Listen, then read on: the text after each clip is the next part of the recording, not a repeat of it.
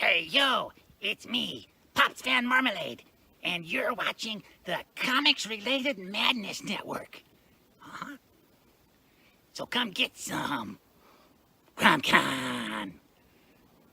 CromCon.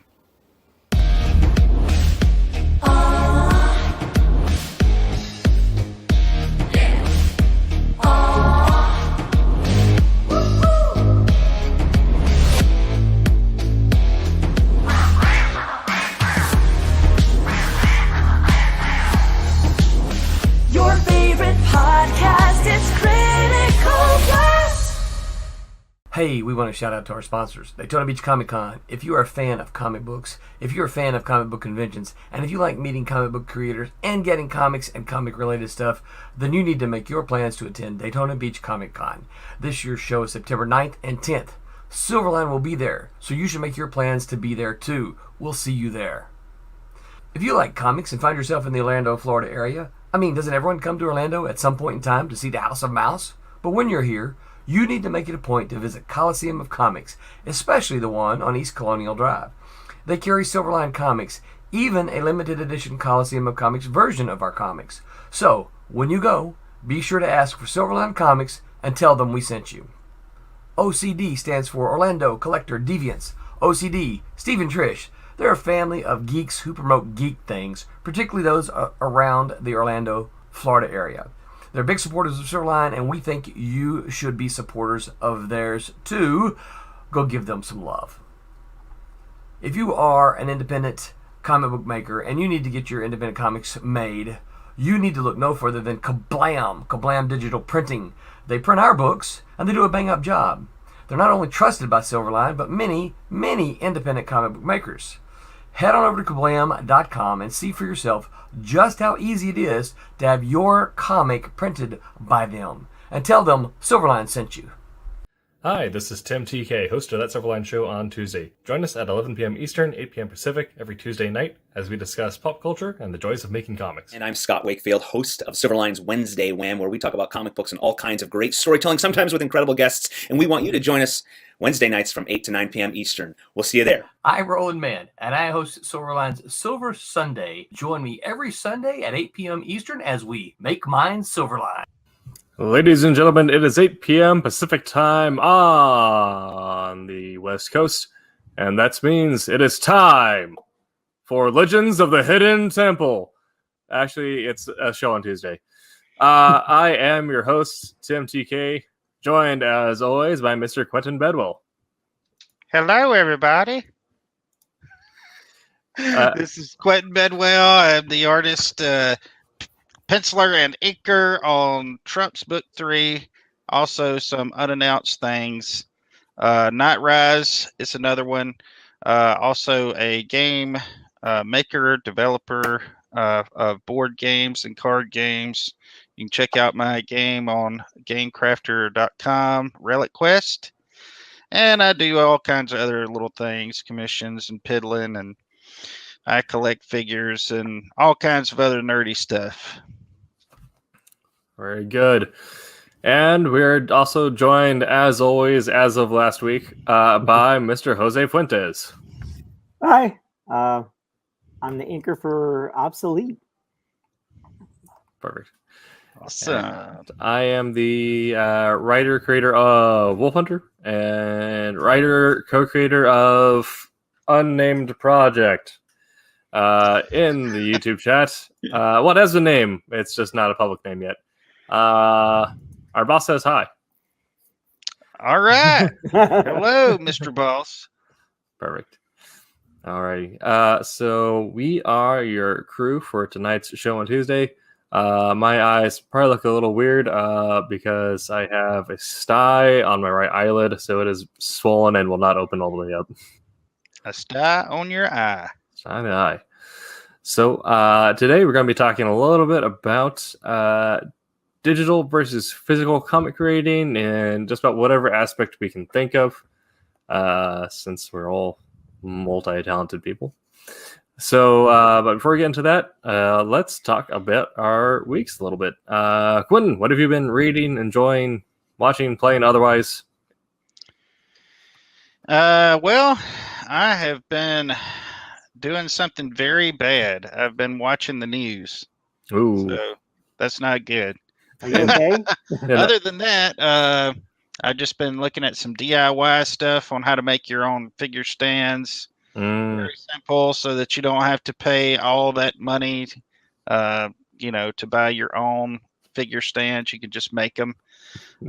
Just take some 12 gauge wire or 75-pound wire, some field line pliers, and if anybody's interested, just look it up on YouTube, and there we go. it works very good, very good. Other than that, just finished the 2 seasons of Jack Ryan. I have been loving my champion, Miss Fury, and oops, there you go. Just to see if everyone's Champion Miss awake. Fury, and also flip book Bear. Yeah. Yeah, baby. And also Kalis. This, let me tell you, this is a good book. And the Kickstarter that's going on right now for the book 3 and 4, man alive, that thing is awesome. Let me tell you, I love it. It is just the perfect mix of genres for me. Mm-hmm. Yeah. I ordered the trade because that cover is That's what I ordered. so good. You can support that on Indiegogo or Kickstarter. I think Kickstarter is funded, is it? Kickstarter is like double. Yeah. Indiegogo needs a little bit of love. Well, it should be. That's an awesome, Yeah. amazing title. And also on Indiegogo, I think all they have is the trades. I could be wrong, but anyway, that's what I got as well, was the trade. All right. Can't wait. Let's say I just read the first issue for Kalis, Nice. and that was pretty awesome. Yeah. Yeah. It's a good time. Jose, what have you been reading, watching, playing, and enjoying? Like I said, I was trying to read Yeah. Colorado Kid. I talked about that before we started, and about 3 chapters in for the year. Mostly, I just picked up also, like last week, I picked up, I already read the first issue, but I picked up issue 2 and 3 of Barbaric from Vault Comics. Yeah. And that was pretty interesting. Like Nice. the third issue I got is all line work, pencil, or all inks. Like there's no color on it, which is really neat to look at. Yeah. I love any sort of experimental look you can give a comic. Yeah. I'm gonna go to is still IDW's collection for adapting Metal Gear Solid 1 and 2. The work they did there is super trippy. I love it. I have been reading Rain Shout by P. DeJelly Clark. It's a shorter novel, but it's a good one. And I have also been trying to catch up with Warhammer Age of Sigmar. The new edition dropped last month, and this put out the new rulebook for the army I collect. So I am learning all the rules and how they try to break my army. Yep. I have friends who play that, and they talk about it a lot. And Yeah. they have to explain it to me when they start going back and forth. I'm here like I don't know what you're talking about. And so they have to, like, every now and then, Joe, this is what we mean. I was like, Yes. oh, okay. Thanks, guys. Yeah, that's. We had a game night last Friday, and we had a new person joining us. So we did Lord of the Rings strategy battle game, and then they got fine. They're super into that, and they switched over to Warhammer Age of Sigmar. And by the end of turn 2, you could tell that like the gears had stopped turning, and they're just jammed, and there's smoke coming out of his ear. Yeah, it's not the most beginner-friendly set of rules, and Games Workshop does not want to simplify their rule sets. Really aren't. Yep. Alrighty. So this week we are talking about physical versus digital. We have a couple of gentlemen artists here with me. I happen to be a writer, but I might talk about there's some psychological things I did some studies on physically writing versus using a word processor. So if we have word processor. Yeah, I'm very interested in that. I heard what you had mentioned there in the chat. I found that very interesting. I didn't know there was a difference, but I can see how there would be. Yeah. 1 second here while I get sources pulled up.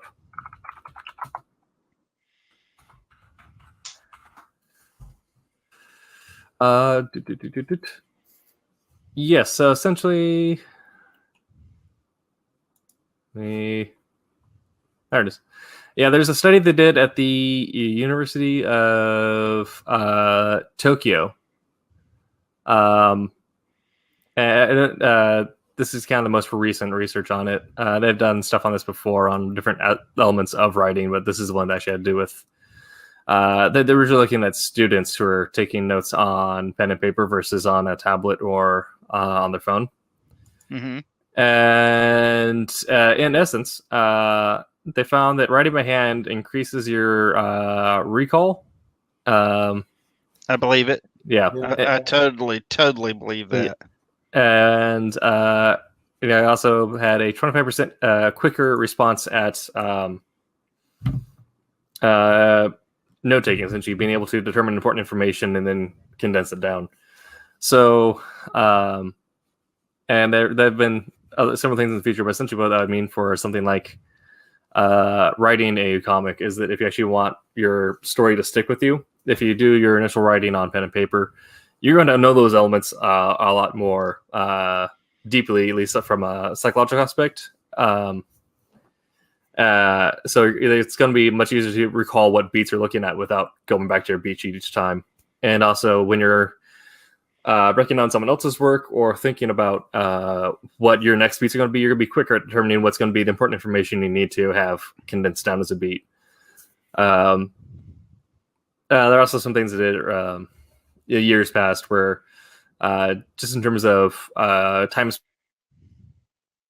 and the internet it's an amazing thing, but also it's the worst thing imaginable. True. Yeah. So Yeah.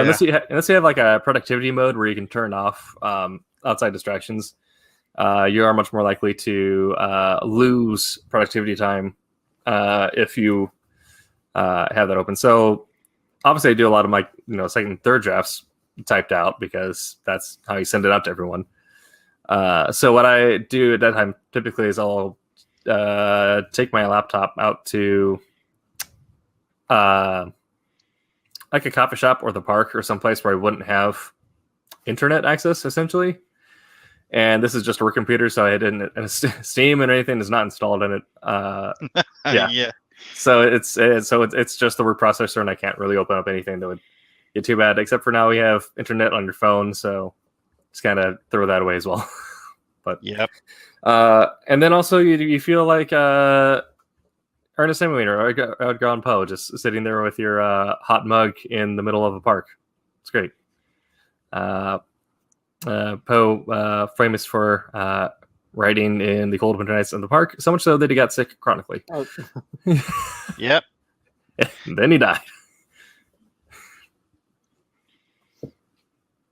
That was a rough time to live anyway. I mean, Oh, yeah. with consumption or TB. Mhm. And man. Yeah, because that's exactly it. You internalize more of the details, so you're a lot more familiar with it. So Wolf Hunter, a lot of that is stuff that I would, or if I'm thinking about the next couple, like what exactly, if I get writer's block or whatever, actually drafting, I'll go through and actually write out what I think the next couple pages would be by hand. So I totally buy that though, because when I used to have to memorize things, that was my plan. I didn't learn it anywhere. I'm sure it's probably been taught somewhere or something, but it's just something that I did. Is I would write it down at least twice and or parts, especially if I had to speak or something, I would write down the parts that I really wanted to remember Mhm. in whatever I was speaking. So that helped me loads. Yeah, and the same thing like in if you're in the theater, if you're given a monologue or something like that, it was the last one I was in. It was 12th Night. I was Malvolio. Malvolio has a monologue where he reads a letter from a prankster pretending to be his lady love. And so, rather than trying to just like memorize from the script, I would actually go through and then transcribe it a couple times. And that helped quite a bit. And Kasisi Harris says, I wonder if the same is true for art. And that's why you guys are here. Yeah, I totally believe it is, actually. Yeah, I believe that anytime that you do something like another artist or try to copy something or whatever, I think it really does stick. There's some parts of it that stick. I totally. And a lot of people say, and I've heard a lot of artists say this, and to each their own. But a lot of them say, draw from life, don't copy another artist, don't. I've said this before.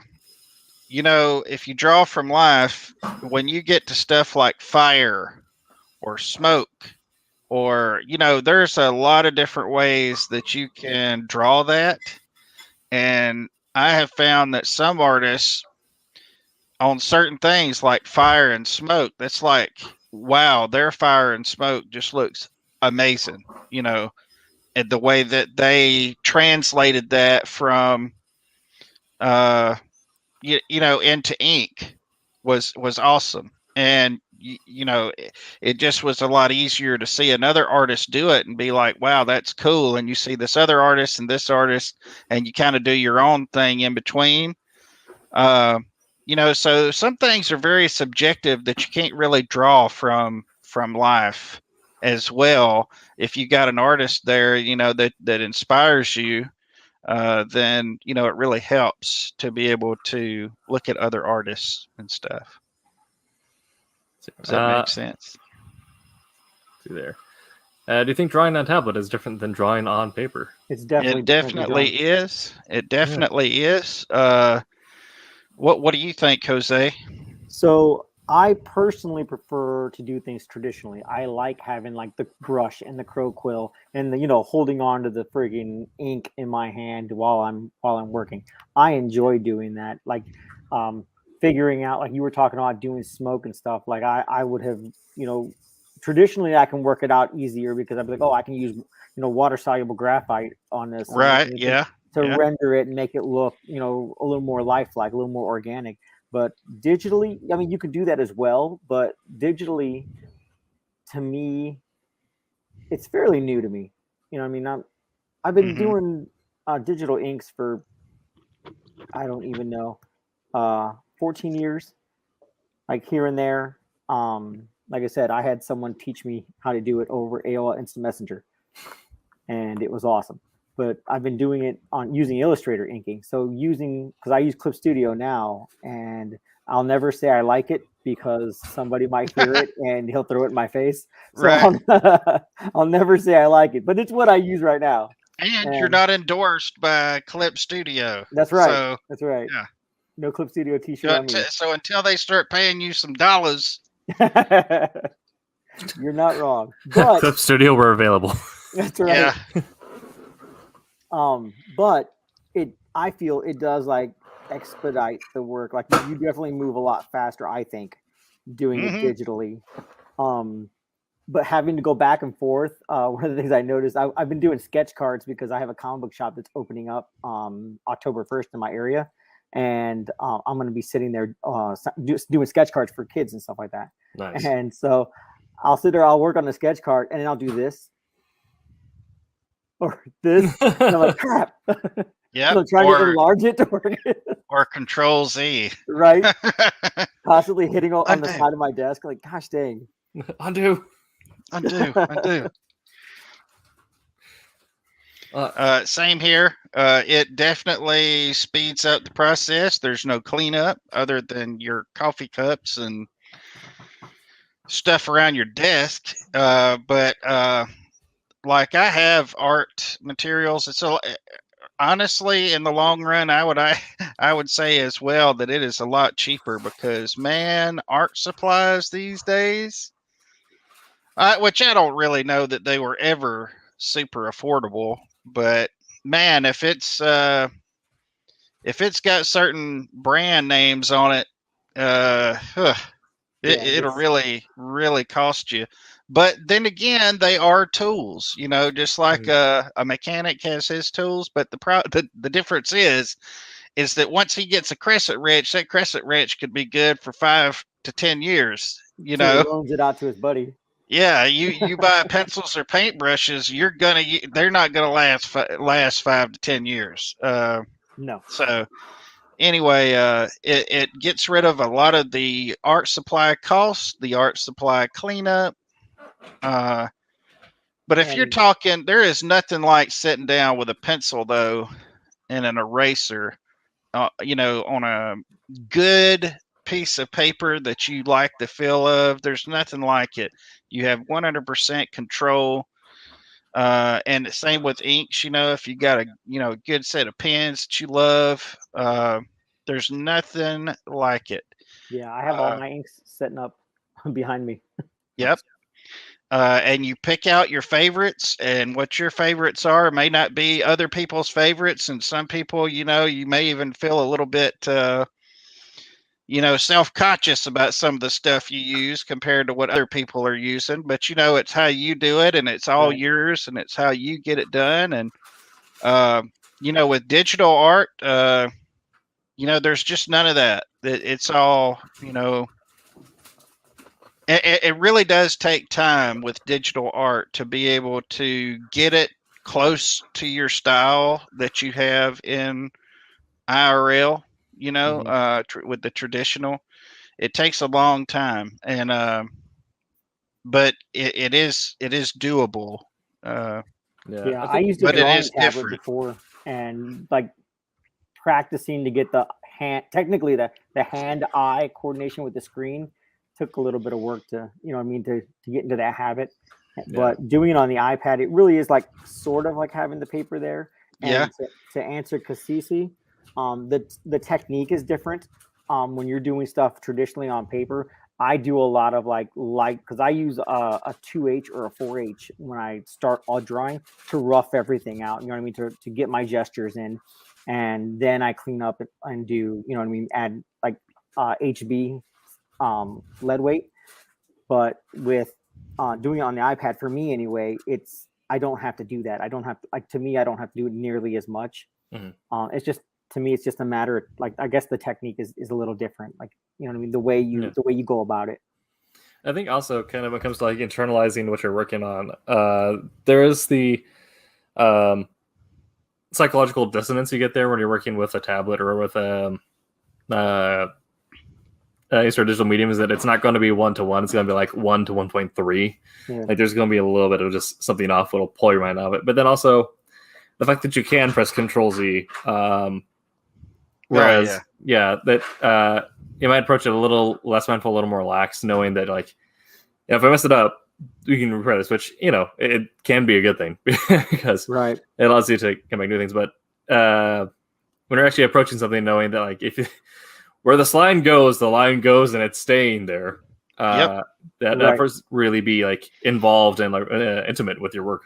Like, all your pencils is where your mistakes. You want all your mistakes to be because you can erase them. But I see another thing about that too, though. This is where digital art comes in, and just as a winner, and we'll talk about the loser of it in a few minutes, but. The real winner of this is, you see how I've got this penciled here. It's so rough. Like you can't even, if I were doing this traditionally, I would have to completely pencil all of this out before somebody or myself came back and inked it, or else they wouldn't know where to put the lines. Okay. And the reason for that is like Tim said, once you put the line with the ink, the line is there. It's done, in traditional. But with this, you can just loosely get your forms in and then go straight to inking, because you know what?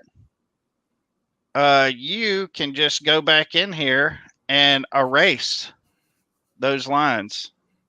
You can't do that with real traditional ink. So you essentially you can treat your inking phase and your pencil phase as the same thing. So you're killing two birds with one stone. Really, once you get the developmental or the thumbnails done, you can just go in and just start, playing essentially. So there's that. That helps out a lot. Speeds up a lot. Yeah. Now, the loser is there is a certain kind of charm, and everybody knows what I'm talking about, with traditional artwork. When you see it, it's got that charm to it. It's amazing. And you can sell it, and it's one of a kind. Nobody else is going to have it. If you have an original piece of artwork, which is something that Silverline offers in the Kickstarters a lot of times, I mean, that's yours. You have a piece that artist and people worked on for a long time. And, there could be drops on the page and all kinds of other little things, you've got a piece of somebody's time when you have a traditional piece. Digital, not the case. I think to answer Casey's next question here, do you feel digital aspect waters down the expertise or specialty in art? I don't think that's necessarily the case for most people, because if someone's an expert or a specialist, you're going to be able to tell kind of regardless of what they're working on. Their style is going to be present.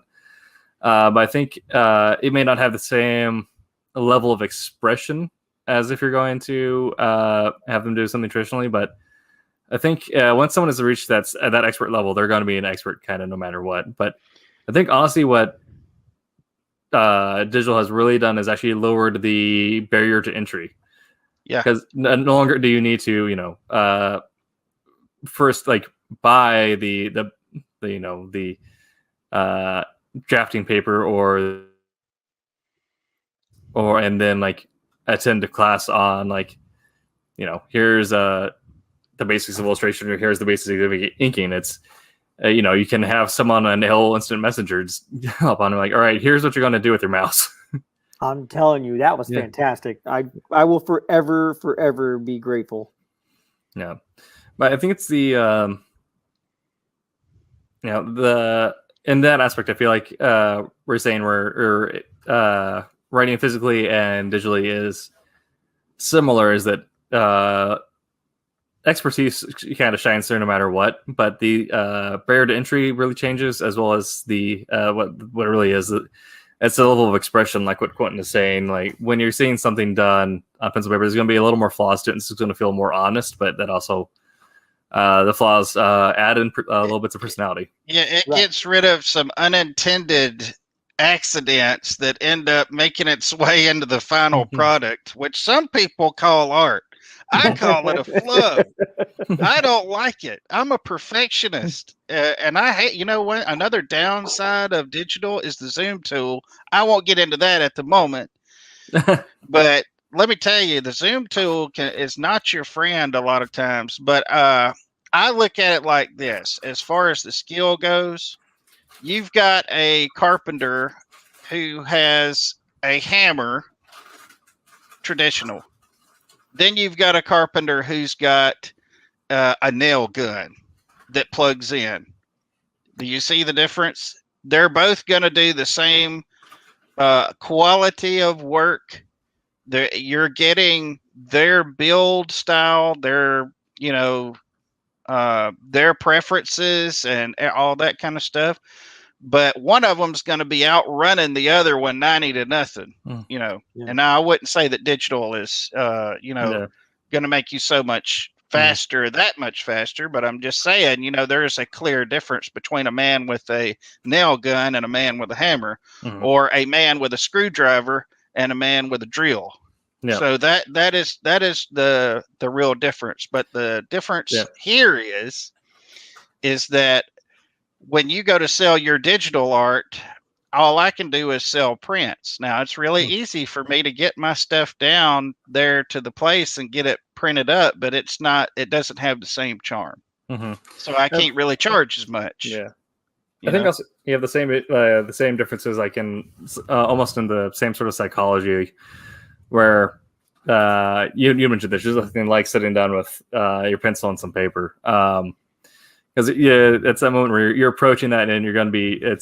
There's a level of intimacy that you won't necessarily get with doing it digitally, and maybe that comes through in the spirit of the work, but that's art's subjective, so. That's entirely up to the reader, but it's, you know, you also have the element of when you're sitting down with a pencil and paper, you can't flip your paper over and there's Reddit and just spend hours scrolling through there. Yeah. Well, you know, we all suffer from that to some extent. So Right. All right, Cece has one more question for us. Absolutely, that's what we're here for. as many as you want. Right.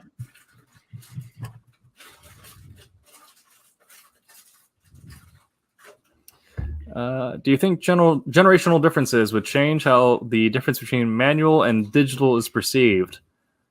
I don't think so. Oh.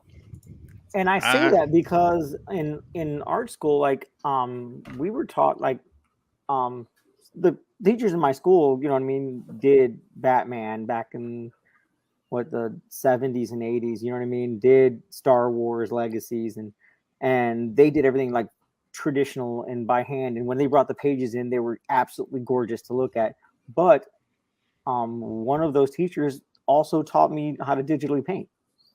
So I mean, I guess it would depend on who it is and what they prefer. But like when you say generational difference, I feel that, you know, you're meaning that people that are younger, because I'm not a young guy, but people that are younger are like very, very like fluent in like using Clip Studio to paint. And I've seen that.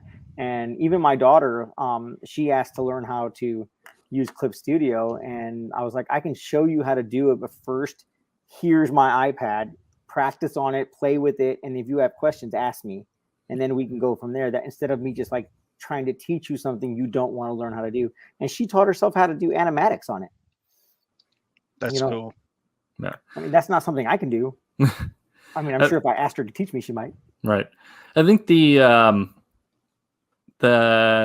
difference in response might come after we've reached enough separation where there is a change in aesthetic taste. Cece said, I adjust this differently. I was born in an age where I had a long cord on a house phone. He appreciates the mobility of a cell phone. I think it's kind of we're seeing where like guys who did stuff all traditionally are now able to do things quickly. But I think because art is, or I think that's an entirely utilitarian tool. I mean, unless you're a collector, I wouldn't say there's much art in a house phone. But it's something where, you know, it is so subjective where, you know, people like the smell of physically inked pages and that's something they grade based on. So I think there's enough difference there. But I think if you're looking at like, if there's an actual going to be a generational shift away from physically, I think that might come to a point where there is a change in aesthetic taste, which, you know, that's the idea now where you have modern design versus Art Deco, where like if someone has Art Deco drapes, like, oh God, what's going on? But back then, that was the style, that was the art at the time. Or if you're talking visually, you know, if you're alive in the 1700s, battlefield landscapes were the thing. They move on like 100 years later, it's portraits, and they move on 200 years later now, and it's abstraction or expressionism. And so like everyone can appreciate the work and everything, but it's now you're not going to see the same artistic study into wide battlefield landscapes as you're going to see in expressionism.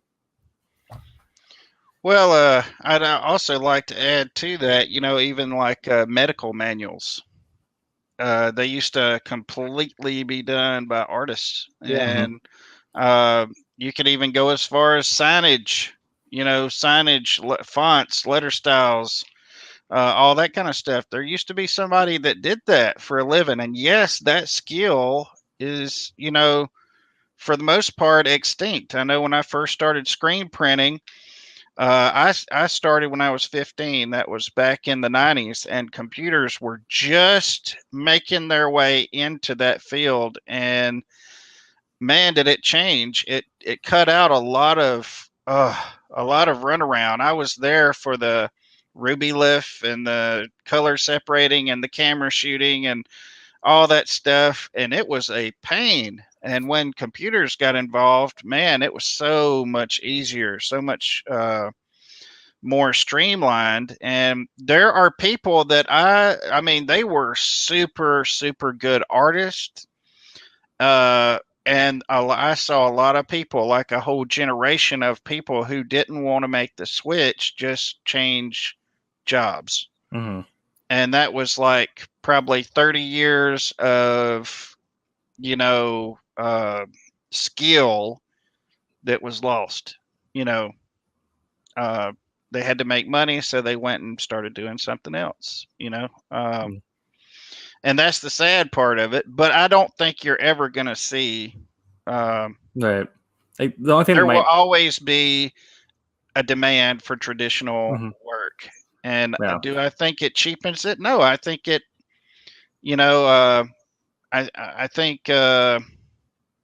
I think it makes it more accessible. If that Mhm. makes something cheaper, yeah, I guess so. But I think kind of combine what we're saying. The demand for it won't necessarily change, but the response to the taste might. But I think at that point, then the physical styling is just going to change, because I mean, we still have comics being done physically now, like they were done in the 80s, and the style has changed drastically because the taste has changed.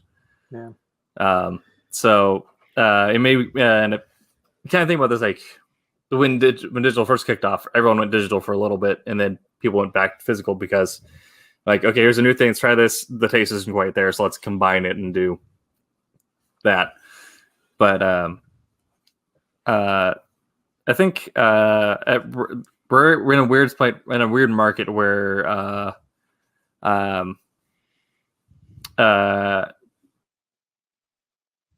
collectorship is always going to kind of outweigh expedience, essentially. Yeah. Kasisi says, I guess music is an example of this. I mean, yeah, you have electronic music, and that's widely popular. But if you talk to, I mean, I'm part of the metal community, and if anyone uses too much processing on their album, they get lambasted. Yeah. So I mean, you can be so we're kind of at the point now there, like here, where it's more about computer assisted rather than computer dominated skill set.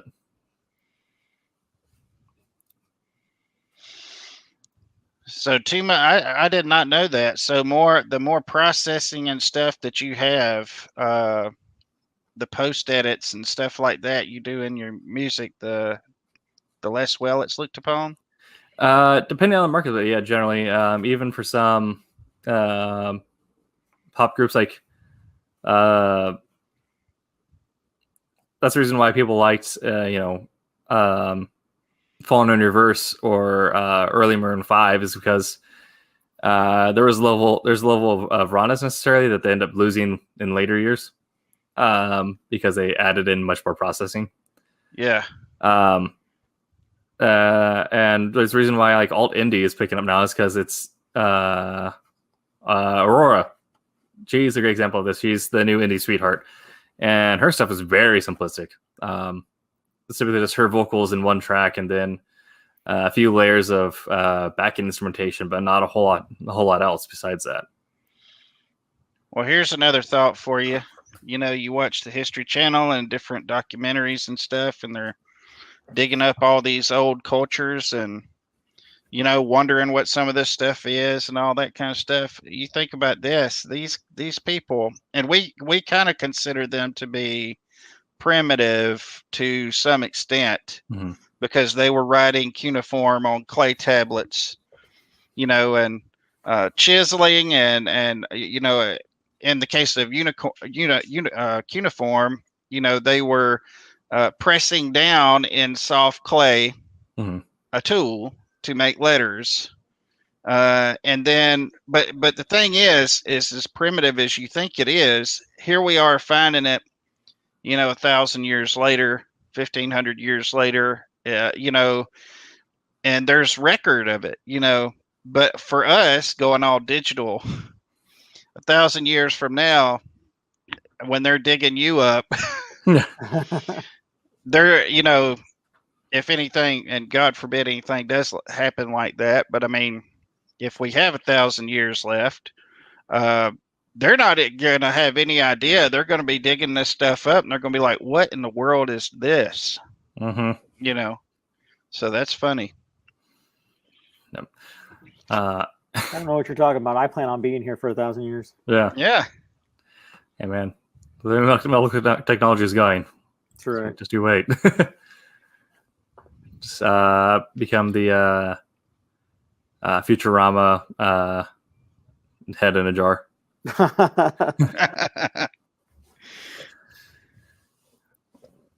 Yeah. I mean, yeah, there's also that, too, like a reason why a lot of collectors like, even now finding modern physically done pages is because they want to have the physical record to hold on to of their book, and also why people still buy traditional. I mean, you can buy any comic ever printed online right now for probably cheaper than you could in person, but a lot of people don't want that. They want to have the actual physical thing in hand. So, well, also if there's a certain artist that you like, I mean, yeah, you're gonna want a piece of original art. I mean, what I wouldn't do for some of my most beloved comics to have the original art from him. And that's probably just like an insane human psychology thing, because we don't necessarily make the most sense at times. But I mean, yeah, because to me, I mean, and you too, Tim and Jose, y'all, I mean, that if you had an actual physical copy of, like, say, your favorite book from the 90s, that would be like a piece of history. Like if it was Spider-Man or Batman or. That's the whole reason I hunted down this run after I'd read it like 5 times already and then lost one run of it. It's just because I love it. It's great. And if I managed to find my hand on the physical print of Rocky Kim's art, I would for sure drop some cash on that. And see, that's something that you just can't do digitally. Right. That is probably that, and the zoom tool is the worst things about digital. I say the zoom tool because I'm a perfectionist, and that just does not work well. Well, because you get in there, you see all the aliasing and everything. Yeah. That's also the nice thing is that there's a weird amount of forgiveness that also happens if you're doing something physically, just because your eyes try to make it make sense. Yep. Yeah, I mean, if you go to a place that's got oil paintings and you get real close to those things, I mean, from a certain distance, they look amazing. Then you get real close to them, and they're all just, Yeah, that's actually my favorite thing to do. It is mine too. Yeah. But I don't want like to see the brush strokes. I want to see how they got this particular shadow. With and it looks like minimal paint, and they created this illusion. And that's I want to see if I can like suss out that specific technique that they use. Yeah, I think this is a writer. The example of that is I always get a chuckle when I find a typo in someone's published work. But if anything happens in your own art like that, you're like, oh God, no! Why did no one tell me? Yeah. But yeah. Jeff Potts says how they got that. Only the shadow knows. Only the shadow Right. knows. Yes.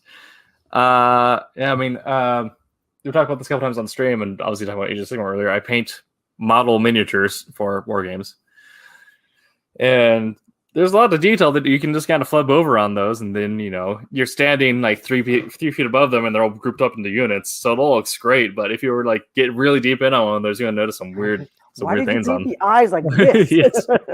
Or you're over 40 and you don't have your bifocals on. That's Uh-huh. right. And you're like, yeah, man, this thing looks awesome. Silly. So I guess now at this point in time, we can probably talk about a little bit of our own experiences or history with physical, digital. Not necessarily maybe get into the notion of like how long on each, but if you want to do that, good. So Quinn, about how much time of your life as a professional artiste has been digital as opposed to physical? I've been doing digital for about 14 years, and I have to use it absolutely every day. That's my day job. I'm a graphic artist. I work for a company that does T-shirts nationally for schools. We give college grade, T-shirt designs to high schools. So I am a custom artist there. So whatever somebody wants is what my day consists of. And we turn out, oh man, during playoff time, we turn out, over 250 pieces of artwork a day. That's crazy. And there's like really 9 of crazy. us. Jeez. There's 9 of us. Now on the custom side, there's 3 custom artists, but I'm the custom guy. Like if you want something drawn, and that's why I hate those changes that come in that, Right. hey, could you turn him a little 3/4 man. turn? They're like, hey, we're not 3D modeling here, sir. But you can't say anything. You just do it, You did 1/4 profile. I really want 1/5. Yeah, exactly. Yeah. The one so, thing I didn't like about graphic design was like having like the revisions. I hated having to redo everything. And that's the thing about the company I work for. It's all free revisions. Oh man. Yeah, so they can change them. Happy customers, angry employees. Yep, it's job security all the way though. But about 14 years, I got my first Intuos tablet about 14 years ago. Man, that thing was a nightmare when I first started using it. Man, it was a nightmare. Drawing down here, looking up there. But I had told the story in another stream that, I just decided one day, because I just stunk at it so bad, I just decided, look, I am not doing another traditional thing until I master this.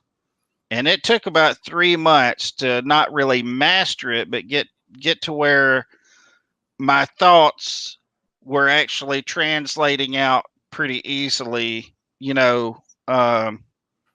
the way I felt like, I'd felt like I'd really made a milestone. I'll put it that way. It didn't take me that long to get good at it, just where I felt good about it, where I could express myself really with it. So after that, it wasn't that bad. And then when I started drawing on screen, that was a whole other hurdle, because here for so long I was using the Intuos tablet. Draw down here, look up there. Well, now I am dealing with a screen that I'm drawing on, and that was about 5 years ago, maybe 6.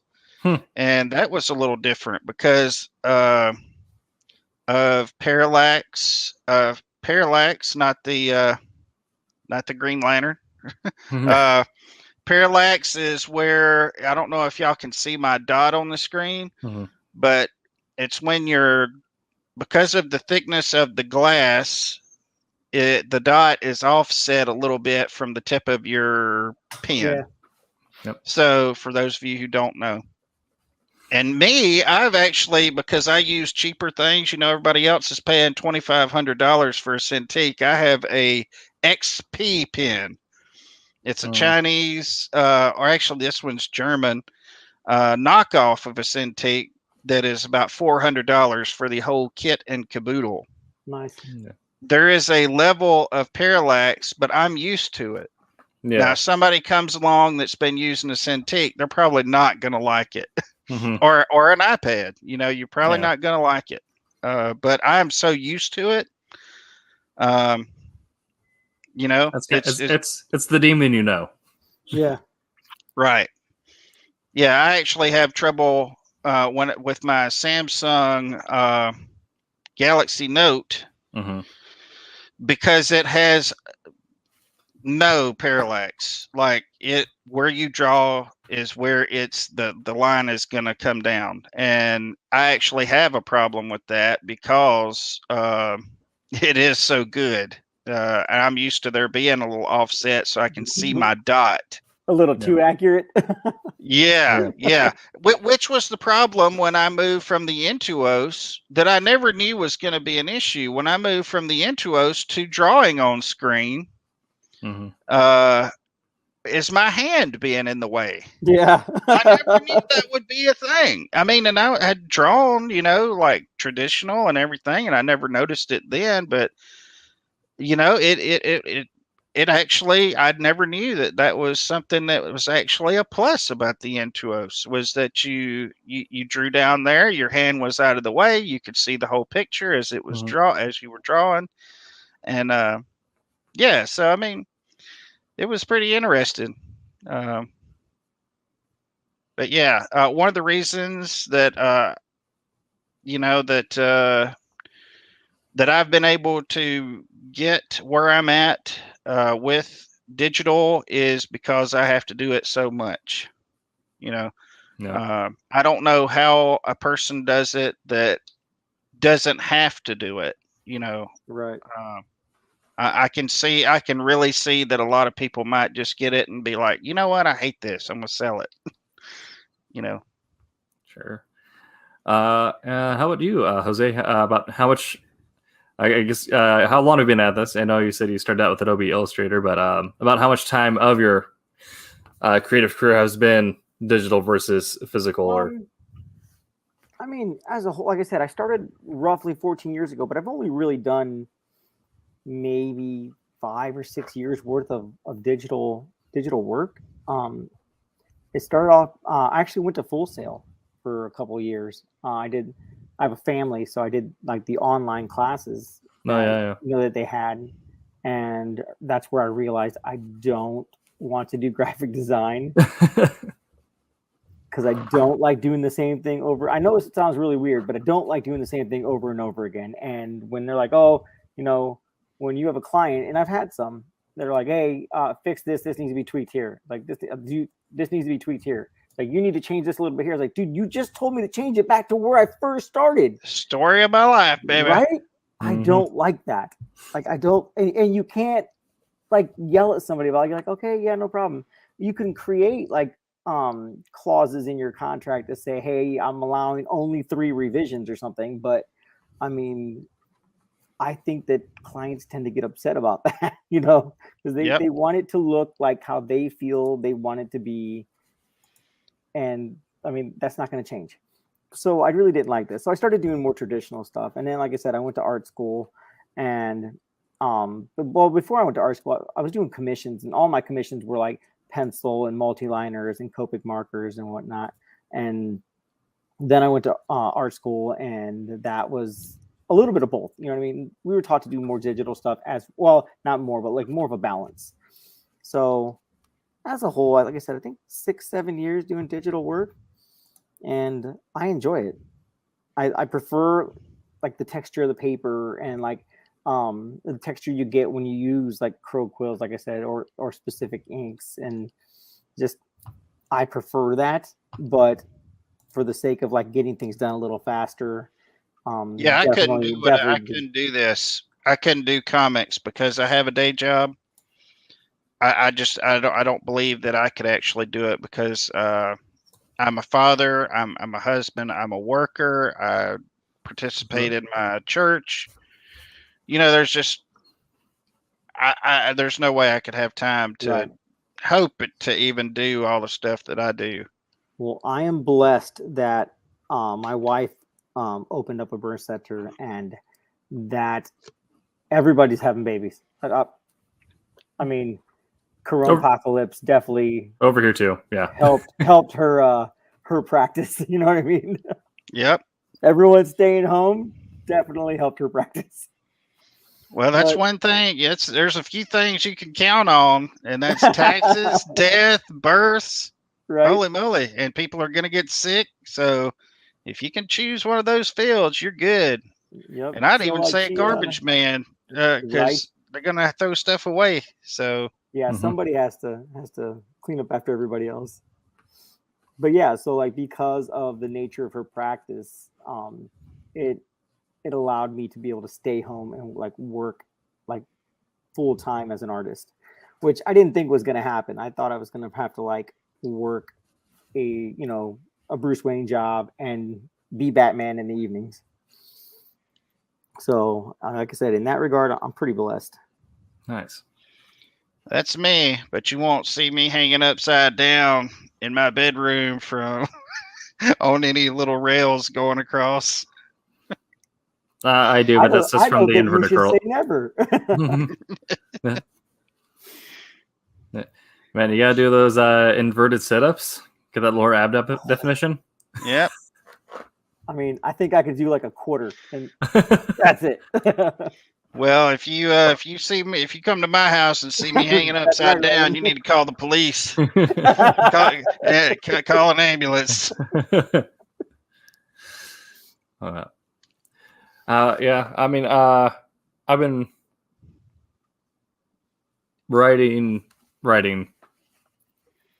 for like 6 years now, and then I actually did some stuff a couple years before that, so probably about a total of 10-ish, with some publications here and there, and then about 6 years ago is when I actually started getting frequent publications, and then a little bit of copywriting, marketing on the side because it sells more than fiction. Yeah.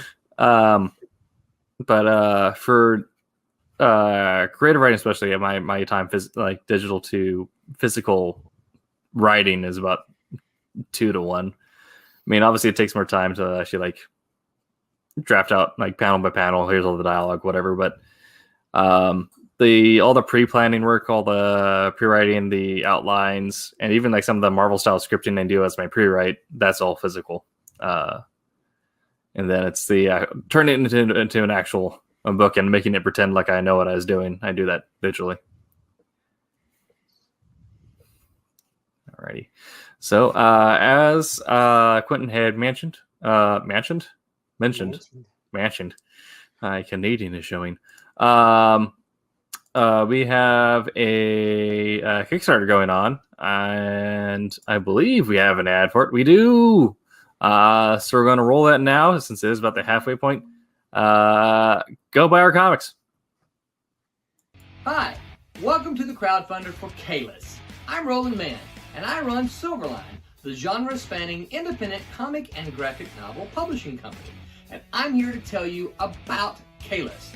So come with me, let me tell you the story.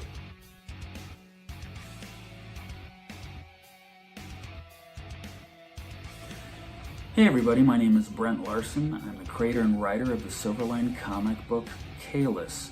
We very successfully launched issues 1 and 2 in the last couple of years, and I'm really excited to announce that in September we're going to be launching issues 3 and 4 simultaneously. The story is about Scott Anders, an astronaut who went up into space in the 60s on a mysterious mission for the CIA before disappearing. But he has reemerged today, seemingly not having aged and also a little bit invulnerable. In this story, in issues 3 and 4, you'll learn more about where he came from, why does he want to go back, who's the group that's trying to keep him here on Earth, and also what the word Kalis actually means. I'm sorry it took me so long. Some of you are thinking, hey man, that's a really long time to wait around for a comic book story to wrap up, to which I say, I totally agree, which is why we're also going to be launching a trade paperback that has all 4 issues in it. I hope you enjoy this story, and I know you'll enjoy Lewis and Leandro's art. As always, it is gorgeous. I love it. So thank you again for your interest and for your support, and I hope you enjoy it. Thanks. Science fiction, action, super stuff. You're going to want to check it out because you love that kind of stuff. You know you do. If you're new to Silverline, I got information I got to tell you. We've run 11 Kickstarters and successfully printed, shipped, and fulfilled all 11 of them. In fact, we're only like 2 weeks away from fulfilling our 12th one. So we know how to do this. We know how to make comic books. We know how to print them. We know how to ship them. In this day and age of unfulfilled crowdfunders, both on Indiegogo and on Kickstarter, I need to let you know that. You guys need to know that your pledge is secure with us because we're going to get you the content. Now, we hope you like the stuff, but we're going to get it to you. So please consider backing Kalis because you're going to get some cool stuff. And if you can't back, please consider sharing it. If you like comics, put this into the hands of folks that you know who like comics. We love comics, we love making comics, and we love you reading the comics that we make. And remember to make mine Silverline. And we're back. That was Chief Cat Wrangler, Roland Mann, and Chief Spaceman Brent Larson talking about Kalis. I love that trailer. That's good. Mm-hmm. I'm glad we're finally going to get to know where about the Kalis. What does Kalis mean? Mm-hmm. Mm-hmm. 'Cause I've suffered through. I've actually got to see issue 3, but only because you know. Yeah. Yeah. Yeah. As the blog post I put up this week, I've been a little bit of echo from someone, but I don't know who. But we're talking about it's a spy story. It's about a space race conspiracy. Scott Anders trying to get back to his new home. Problem is, his home's down in space, and there's an organization trying to stop him. The question is, what is he going to do about it? And what exactly is the nature behind it all? So we are looking at some digital art right now, actually. Quentin, what are you working on? Wink, wink, nudge, nudge. Well, I am working on some Wolf Hunter. Yeah. Yeah. This is our World War II kind of secret history spy thriller. So set in the little black periods of World War II that they some weird stuff happened, but not a whole lot got disclosed on it. So we just kind of try and fill in the blanks there and have some fun with it. I'm not gonna lie, I think I ran out of my my bit of steam here for the first hour.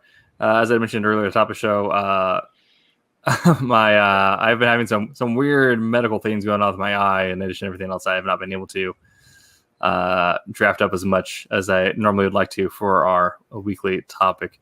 So I'll open up the floor. What is everyone's other thoughts, if you haven't already expressed them, on digital versus physical, or things you like more about one than the other?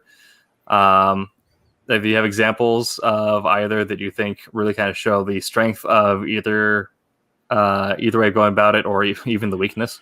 If so, get I know Roland will go on at some of Marvel's over-processed, like completely digital stuff now, where it's and I get it. It looks a little Play-Doh-y, for lack of a better word, but I'll put it before and let people kind of talk, and we'll riff for the next hour. One thing I would like to say is if you do digital and you do it like I do so much, I have to do it. I mean, literally, I get off work and I go in there and make dinner, whatever I need to do, take out the trash, mow the lawn, whatever. But, and then I scoot back up here around 8 o'clock and start, and I'll go till whenever. Um, I will say, don't neglect your traditional game, Yeah. because eventually you're going to have to go to a con, or or somebody's going to request something traditional, and if you're not willing to do it, then that by all means don't worry about it. But you don't you do need to be careful that you don't get too far away from your traditional, because it is different enough that you'll just kind of be a little lost, you know, with your technique. So I definitely agree with that. yeah, I know I had went too long, and then I went to a con year before last, I believe it was, and man, I just didn't do enough practice before, and the stuff came out, but it just didn't come out as quick as what I wanted it to. So I made a point after that, no more, going so long without doing, something, so. Yeah, all my warm ups, like when I wake up in the morning, obviously I go and get food, but like right before I start doing anything digital, all my warm ups are all traditional, like going through hand gestures and just generally just stretching my hands out, and like traditionally, I think it definitely helps with keeping my hand moving digitally. You know what I mean? To Yep. try and keep that same feel, that same momentum that I have traditional on the computer or on the iPad. Absolutely. And I think Good stuff. same could be kind of said for writing too. Because if you don't spend time to, do any sort of writing physically at all, when you actually come off the keyboard, it's going to take you like an hour to write a page, because you're going to feel weird. Your flow is going to be the same, because you have to have a certain flow in order to, right, write in decent formatting. And also, if you don't spend time on it, you're going to not be able to read your own handwriting, which is kind of important if you're then transcribing that into the final document. Yeah, Curtis Vegeta said something the other night on the stream. He said that it's a perishable skill. Mm-hmm. Yeah, I heard that. Yeah, and that was good. That was a good way to put it. Yeah. Alrighty. Well, anyone else got anything for the subject? I wish I had the opportunity to do traditional a little more. It would be nice, but unfortunately, it is what it is. So I know people who demand production numbers. They love the digital, because you can really get it out and over to them so easy. Right. There's so much you don't have to worry about in the processing of it all. So there's that. It's very fast. I have had moments where I sat there and, even for school, where like I would turn something in and be like, I really would have done a lot more different things if I was able to do it traditionally. But here it is. Yep. Like I'm hurt a little bit just because, like, having to get it done and like, oh, you have to do this digitally. It's like, do we have to? Mm-hmm. Mm-hmm. Yeah, and I've known a lot of people that they like to do like their pencils traditional, and then they get them in a computer to do the inking or whatever. I've seen a lot of people do a lot of different stuff, even in the same program, just totally go a totally different direction with stuff. Just people's processes are so amazing sometimes. Sure.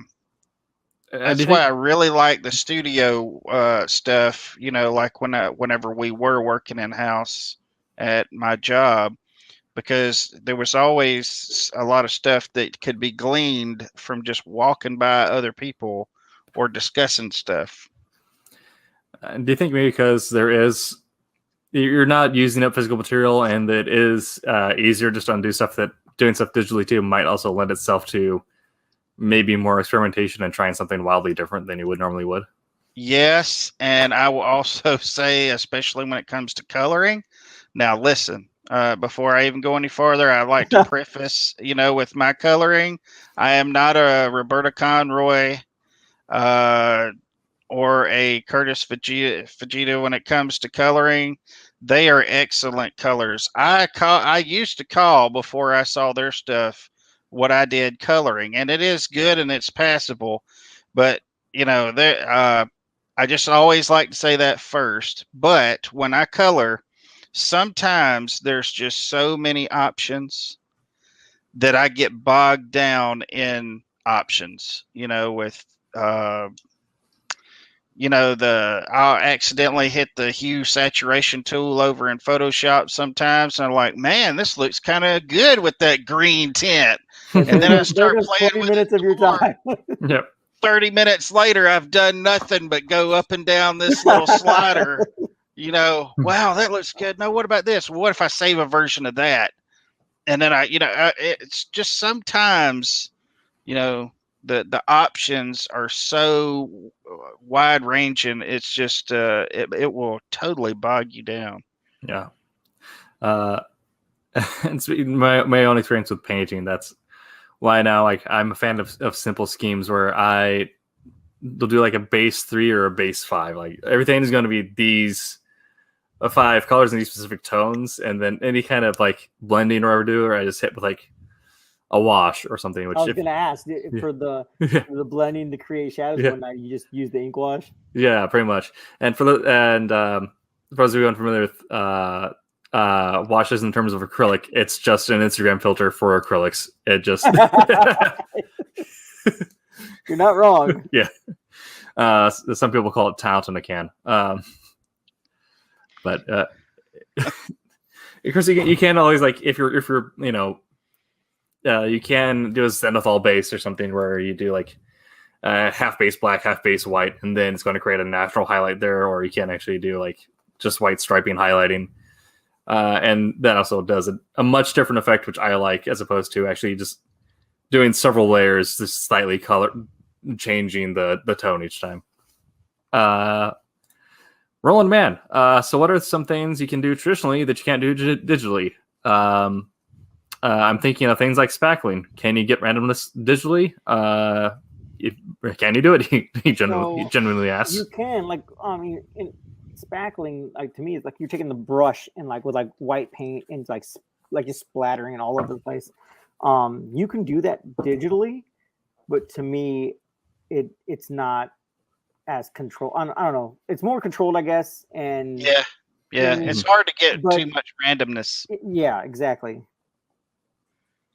Like, I prefer that randomness. You know what I mean? Mm-hmm. And, like, I have a stack of brushes over here, like 2 brushes, another brush, my Raphael's. You know what I mean? Just so that I can use it, like a ruler, so I can slap it against it. Tape to mask everything off. Just the process itself is what I enjoy. I know I'll read something later that's like, yeah, why didn't I think of that? Yeah, that's so true. But for me right now, to the best of my knowledge, that's really about the only thing that you can't get with digital. It is the unintended consequences, because you can say, I'm going to keep this or I'm not going to keep it. You've got the Control Z. Oh, that didn't work out right. Mm-hmm. Boom, Control Z. Whereas in real life, you start doing something like that. If ink falls on the page, well, let's see what kind of item I can put there, to take care of that little ink blob. Right. There's that. And again, I just like to go back to, you can't, it's harder to sell or have uniqueness. And also something else I've noticed too is people who don't do digital, sometimes they kind of look down on it. There's that, so that's a thing. That's a real thing. More so with some people than others, but I just about died when I found out that there was still like typewriter elitism. Like obviously it's a very niche group, but I can't see anything where like they're like different brands for like if you don't handwrite every single manuscript, you're not really writing. Then people are like a little more like, oh, you got to at least use a typewriter. And I'm like, why aren't you dead? I feel like you're a century old. No kidding. Yep. For kind of going off that, have you guys have you had any pages or panels or something where you started doing it one way or the other, and then as you started working on it, you said, nope, it has to be done the other way, or it makes more sense to do it this way? I don't think I've redone any pages, like switched it from like digital to traditional. Like, I mean, as a whole. No, I tell kinda you, see it.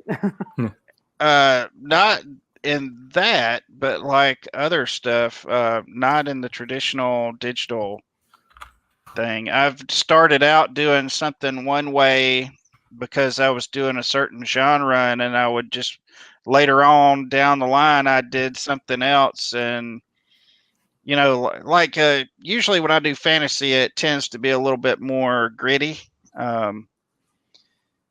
Sometimes I do things and, I go back and I look and I'm like, man, this would have looked a lot better if I kind of cleaned it up a little bit. Or if sometimes, I may say, well, if I roughen this up a little bit, it would have looked better. So there's that. I mean, got nothing to do with the digital traditional, though. I mean, I think I'm still fairly new. I mean, in regards to like actually using Clip Studio, I mean, I'm still fairly new at it. Like, I'm still learning how to do. Like, I just in the last year learned how to download brushes onto it. I had to like message people to ask them about it. But like, I'm trying to get this effect, and I can't. Like, oh, just download a brush. I'm like, I'm sorry, what? Like, I knew I could do that with Photoshop, but I didn't know I could do it with Clip, and it makes sense. Like after it was said to me, like, oh, but like at first I'm like, oh, well, it kind of sounds like the old piracy, like the anti-piracy commercials. Like, you wouldn't download a brush, would you? Right. I mean, I've gotten brushes that just like, why did I download that? That is not the intention I was trying to go for with the effect, or like the what it was trying to give me, what I was looking as in contrast to what I was looking for. You know what I mean? Yeah. But one thing I do try to keep in mind when I'm doing digital versus traditional is I try my best. Speaking of brushes and filters and stuff like that, I try my best not to use brushes or filters that I can't do in real life. Right. Traditional. And the reason why is because I don't want that infecting my work, so that when I do switch over and I'm at a con or something and I'm doing traditional and people are watching me do, then I've got some part of my style that I am not getting because I'm not on a computer. Or I've had this happen before when I was first learning digital, as I started using a lot of filters and a lot of brushes and that did certain things. And what happened was there would be an update and I would lose, or switching programs, I would lose certain brushes and certain filters so that I couldn't do this thing that I had kind of inadvertently trained myself to rely upon. Yeah, you understand what I'm saying? Notorious for that. Yeah, so you have to be really careful. Yes, there is a lot of stuff that digital offers, but at the same time, it can be a real problem. You got to be careful not to rely on bells and whistles too much. Some of them anyway, Right. Of course, use what you want, but just be careful. Because eventually you are going to be doing traditional and you won't be able to use those filters or brushes, Yeah, I was always told if you're going to use a filter, don't make it look like you used a filter. Exactly. You know what I mean? Because otherwise, like other artists will look at it and be like, "Oh, I know exactly what he used there." You know what I mean? Yeah, you'll get hate. Yeah, really bad. I remember when I first discovered 3D models, and I was like, wow, I could put this in here and I could do this and do that. And I was doing it. And there was a friend of mine at work. We're still good friends to this day. We do artwork together. And, he said, you used a 3D model for this base, didn't you? And I said, yeah, how'd you know? He said, because it looks like you used a 3D model for this for this Exactly. anatomy. I was like, oh man, I thought I just stumbled onto something really great, a new way to do poses and stuff. And yeah, it was just not good. That was you live and learn. Right. I don't So think it's bad using them if you, use it as yep, like that's what. Okay, this is kind of what I want to do, and then you tweak it up. You know what I mean, a little bit, but like yeah, if you use it as like a base reference, you know what I mean. I don't think it's right, yeah, and terrible, I but do like that. yeah, I do that. But I was actually like, even when I would go to the coloring stage, I would use the fully rendered model of what I did. By the way, that takes way too long. That is like, if you're doing that, more power to you. But I've done it before when I first started getting into 3D models and stuff. And man, you will spend a long time on 3D modeling. Oh yeah. It is not worth, dude. Just sit down and draw it. If right, you're having that much trouble with the pose, do it till you learn it. Because takes so long.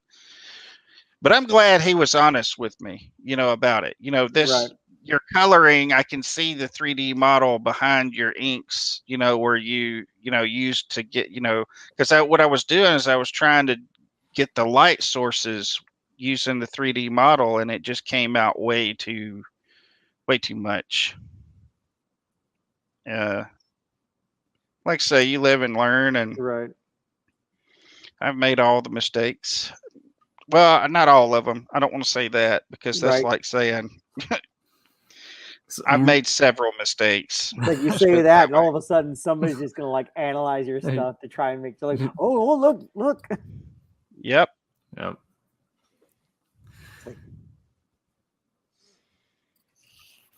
Yeah, I try to keep my work, and not rely too much on gadgets. Right. You can get in trouble doing that. Absolutely. So then, I guess now when we were working on comic pages now, and since you are perhaps one of the world's busiest men, is just about everything digital now, or do you occasionally do a traditional page to have that to sell later at a convention or something? For me, everything I do right now is digital. Okay. I mean, Mhm. obviously, I'm. I should have mentioned at the beginning as well. Like, I'm evidently also working on secrety stuff, but for like doing obsolete, that's all traditional. I'm throwing in a few like traditional like techniques using different brushes and whatnot, but that's all digital. Like I said, I like doing traditional, but I haven't had the opportunity to do traditional inks. I have a friend that's putting out his own book, but it's very slow going, and he asked me to ink that, and I'm doing that one traditional. So I definitely get to like work with ink washes and water soluble Nice. graphites and like acrylic, or not acrylic, but like a pro white in there. You know what I mean? Just to do all kinds of like hand techniques. I walk out, and my hands all black and with white speckles everywhere. Like I look at my hands and I'm like, oh, you know what? I've worked today. Yeah. And like Jan Dursema told me, like if your hands aren't covered in ink and paint when you're done, then you didn't work that day. Yeah. So like anytime I do the traditional, I look, oh, I haven't worked enough. I need to keep going. Yeah, that's the way I used to be years ago when I airbrushed, Mhm. and I'd have paint on my fingers, on my hands, some on my shirt here and there, and also not to gross anybody out, but when you blow your nose, It's Yeah, like get the paint dust. rainbow colors. Yeah. Yeah. Taste the rainbow. Yep. That overspray, that's some tough stuff. Mhm. As far as I do most of my traditional stuff now is just for fun. Like if I'm sitting on the couch, I've got these little tiny index cards. I say Okay. tiny. They're about 5 inches by whatever, 3x5. Sure. I like to get an ink pen and I like to, just doodle. I think that's a really good thing to do. I like to practice on different stuff like hands or eyes, or sometimes I'll get crazy and start doing expressions and gestures and poses and stuff like that. But that's mostly what I do now. Now, if somebody was, wanting something traditional, I would, I don't know, I do some stuff sometimes depending on how busy I am, but I just don't have time, to do a lot of that stuff. So, yeah, mostly digital. Okay. Well, I think we are kind of running out of steam on this subject, but it has been about an hour and a half. So unless anyone has any other thoughts or maybe our takeaway before we get Quentin rattled up on the news. Yeah. I do want to say, like, that way I'm on live record that I was watching the stream on Sunday, watching Roberta's colors, and they were amazing. Like just watching her go through her process on there, I was trying to follow it, and I'm like, oh my gosh, like, oh wow, how did she do that? Like that's neat. Mm-hmm. Like I just want to go on record saying that.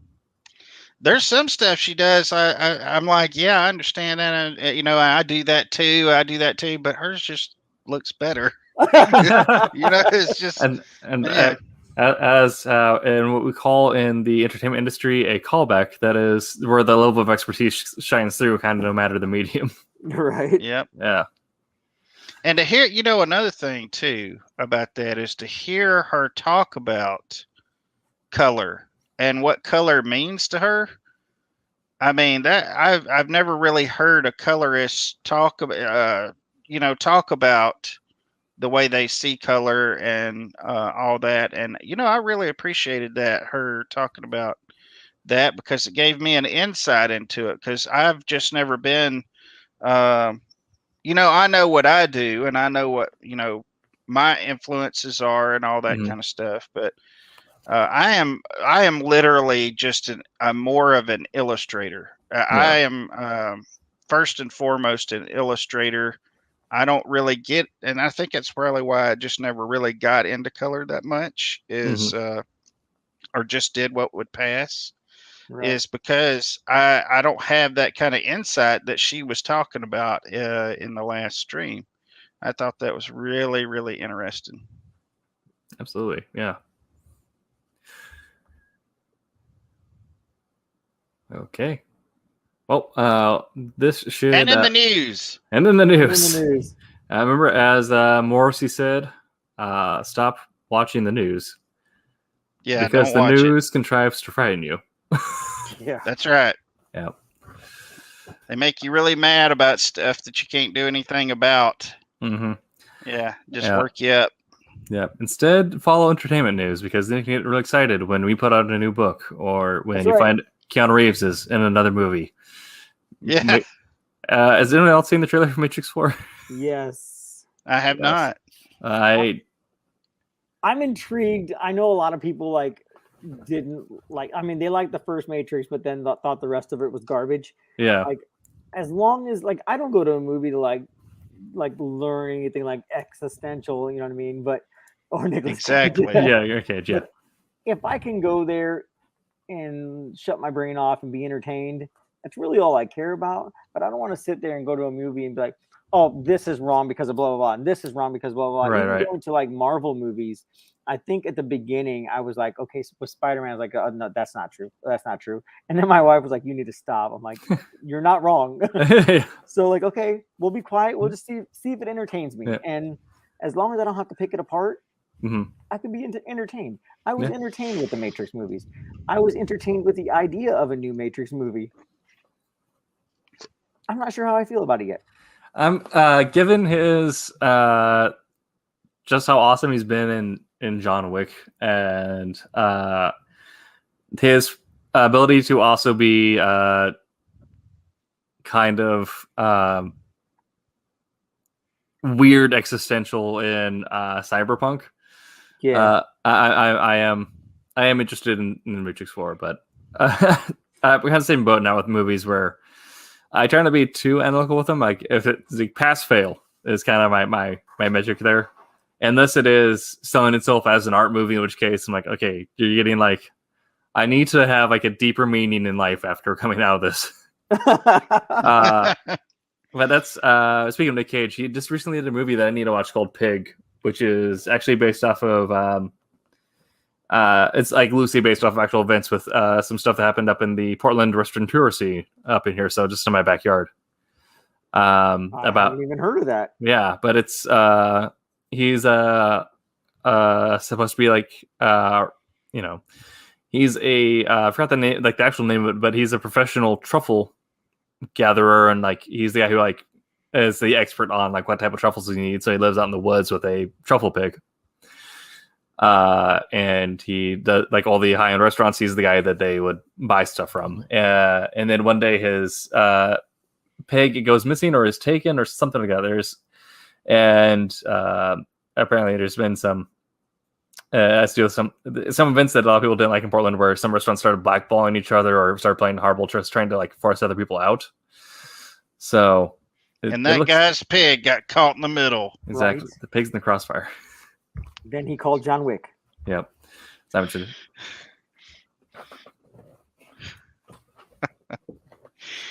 And this is the plot to the new Matrix. yeah, yes, yeah, exactly. It's Matrix Part 4 Pig. Yeah. I'm in then. Yeah. That would be funny. I loved the first Matrix. I don't. The second one was okay. The third, how it all ended. It was kind of cool, but just not what I was expecting. Right. But all in all, I liked it. I'm really interested to see what they're going to do with it. I am like Jose. I like to be entertained. That's why I don't like a lot of politics and stuff that I watch, just because that is what I'm there for, is to be entertained. Right. And because I have enough realism, in my regular life. And, I just don't really care for that to carry over into my entertainment.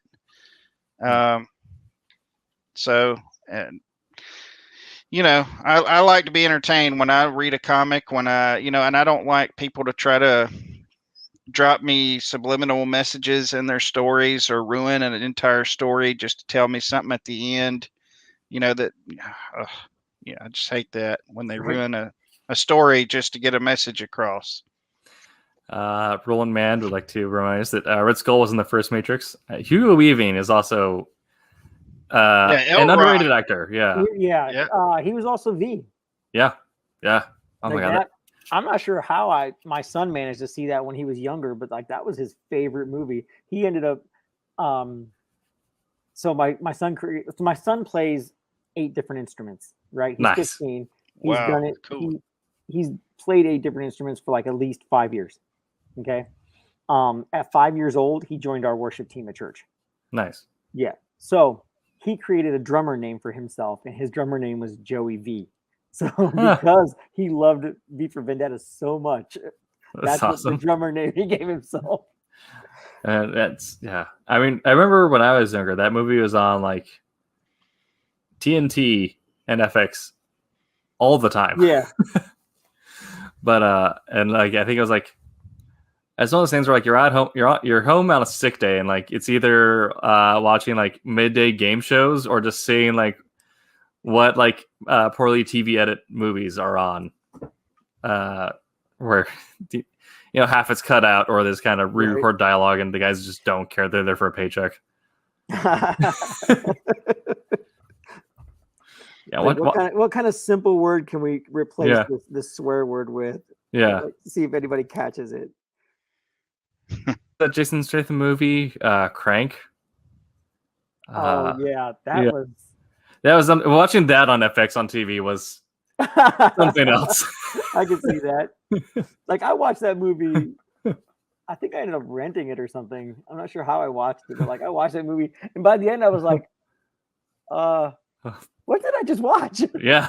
That was weird. Yeah. That was I different. mean, again, entertained, but yeah. Yeah.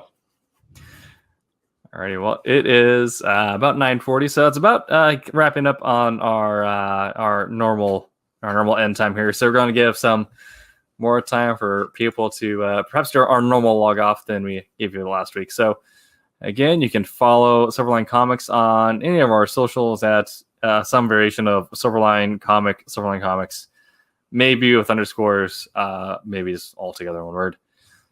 We stream Sunday, Tuesday, and Wednesday. Sunday, Wednesday at the 8 p.m. Eastern slot. Tuesday, 8 p.m. Pacific time. Turtle Beach Comic Con already happened. If you were there, post it in Sham. Tag us. Let us know what happened. I liked it. And I don't think I need to make some banners for our own socials. So, Mr. Quentin Bedwell, where can people find you? Find me on Facebook as Quentin Bedwell. If you go over to DeviantArt, QJB, Relic Quest on GameCrafter.com. I have an Instagram, Quentin Bedwell. I don't do Twitter. I have a TikTok, and I think I'm Quentin Bedwell on there as well. No aliases. So, that's where you can find my interpretive dance. Yes. Yeah. So that's about it. Signing up for TikTok. Wow. I've never seen Quentin Bedwell and Michael Flatley in the same room, so I'm a lover of all types of art. So Lord of the Dance, yeah. Yeah. All right, Jose Fuentes, where can people find you? Mostly Facebook. I believe it's Jose A. Fuentes Art. And it's the same name for Instagram. And I agree, I don't have Twitter either. I know lots of artists use it, but I can't bring myself to use it. And that's pretty much it. All right. You can find me on just about every social media at TimTKWriter, Facebook, Instagram, and Twitter, where I mostly just post about Destiny 2. You can also find me on TikTok at Tim Doesn't TikTok, where I hope to bring back Punk Rock Book Club soon. And be on the lookout for Wolf Hunter coming soon, if at least in the Christmas special, if not sooner. Cool. All right. Cool. That's good. All right. So we are your Tuesday show crew. We'll see you again for next Tuesday. Please stop it again for our Wednesday show. That is going to be a few hours later than we are, or you're earlier than we're here because they're on the East Coast. So until next week, remember to make mine Silverline. Bye-bye, everybody. Bye.